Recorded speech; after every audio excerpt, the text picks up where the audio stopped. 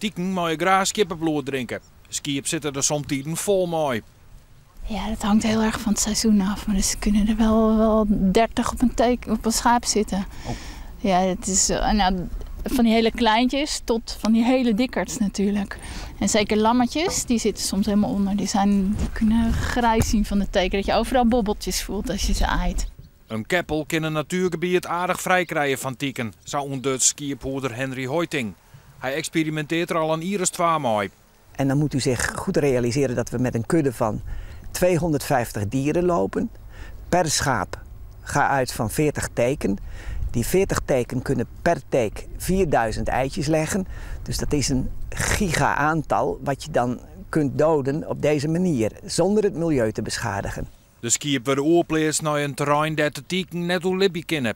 Zo ontstaat een milieuvriendelijke bestrijding. Dus ik breng die schapen naar een kade, afgesproken met het waterschap. Het waterschap wil op die kades geen dieren met een chemisch middel, want dan zouden die ook weer in het water terecht kunnen komen. En vervolgens dumpen we daar de teken. Die teken vallen na verloop van tijd weer van dat schaap. Door het gas na het waaitje nog eens extra kwad te houden, droeg je de tieken uit. Op die wijze is het Blauwe Bos bij Houwerwiek al aardig tieken vrijmaken. De skiep binnen naar de dik bij Dolsterhuizen bracht. De organisatie Natuurlijk Beheer van Hoiting had daarvoor al een overeenkomst met het wetenschap. Loonskipsbeheer had van de provincie 30.000 euro subsidie gekregen voor wetenschappelijk vervolgonderzoek. Maar in eerste instantie is Hoitings organisatie daar net van vregen.